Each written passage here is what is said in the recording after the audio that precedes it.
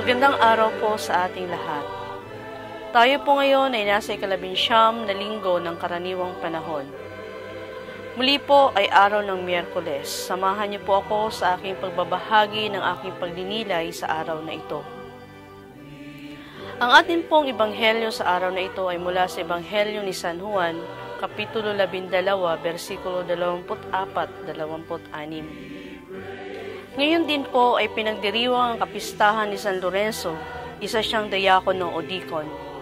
Isa siyang martir dahil sa pagtulong niya sa mga mahihirap, na sinabi nga niya na ang tunay na kayamanan ng simbahan ay ang mga dukha, hindi ang mga material na bagay. Ipinapaalala sa atin ng ebanghelyo ang halimbawa na ipinamalas ni San Lorenzo, ang hindi pagsandal sa kapangyarihan, karangyaan at kayamanan, o maging ang katanyagan. Tayo binigyan ng Diyos ng talino, kakayahan, o anumang yaman sa ating sarili upang kumilos at gamitin ng wasto sa ating pang-araw-araw na buhay. Sinabi nga ni Jesus, "Tandaan ninyo, malibang mahulog sa lupa ang butil ng trigo at mamamatay, mananatili itong nag-iisa. Ngunit kung mamamatay, ito'y mamumunga ng marami." Si San Lorenzo ay isang napakadakilang halimbawa ng talinhagang ito.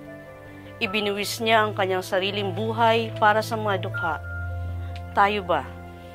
Paano ba natin niyayakap ang isang buhay na para lamang sa mga mahihirap? Naalala ko po nung ako ay nagmimisyon sa mga napakalayong lugar. Naglalakad po kami ng ilang araw. Tumatawid po sa mga ilog at umaakyat sa mga kabundukan para lamang maabot ang mga kapatid na nakaligtaan ng lipunan kahit ng simbahan. Hindi po madali ang pagsunod kay Jesus. Marami pong pagsubok na haharapin. Anumang estado ng ating buhay, ika nga, wala namang madaling buhay. Dadaan tayo sa mga proseso na sa mga prosesong ito, dito tayo dadalhin upang mamunga ng sagana at marami. Marami pa akong karanasan sa pagmimisyon na ika nga buwis buhay. Marami pa akong natutunan sa mga karanasang ito, lalo na ang pagyakap sa kamatayan, kamatayan sa sarili. Dahil sa kamatayang ito, naging buo ang aking pagkatao. Kung hindi po buo ang pagkatao ko, wala pa akong may babahagi sa iba. Ang pag-abot ng pakikiisa, pakikipamuhay sa ating kapwa ay walang pinipiling lugar, panahon o konteksto. Hanggat may mga taong naghihirap sa ating kapaligiran, aabutin natin ito dahil andoon ang Panginoon sa kalagayan ng buhay nila. Ang butil ng trigo, pag ito'y nahulog at namatay, ito ay mamumunga ng marami.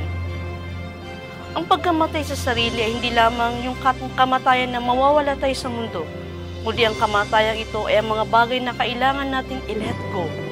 Mga pansariling interes tulad ng kayabangan, mapagmataas, kasakiman, at iba pang hindi makabuluhang asal o pag-uugali. Ito ay upang mabigyan natin ng puwang ang ating sarili sa mga biyaya ng Diyos at sa pagpasok sa panibagong yugto ng buhay. Katulad ni Inay Maria, noong nagsabi siya sa anghel ng oo, kinalimutan niya ang kanyang sarili at sinunod niya ang kalooban ng Diyos. Binigyan niya ng puwang sa kanyang puso ang biyaya ng Panginoon. At sinabi nga ng Panginoon na dapat sumunod sa akin ang naglilingkod sa akin at saan man ako naroon ay naroon din ang aking lingkod. Sinunod ni Maria ang kaloobang ito na hanggang sa kamatayan, Jesus ay naroon siya. Tayo kaya? Paano ba tayo nagtatanim ng kabutihan sa ating kapwa? Paano ba tayo naglilingkod sa ating kapwa? Paano natin pinamumunga ang kabutihan? Marami na tayong mga propeta, mga tunay na saksi. Marami tayong pinaparangalan. Ngunit higit sa lahat ay ang Panginoong Yesus.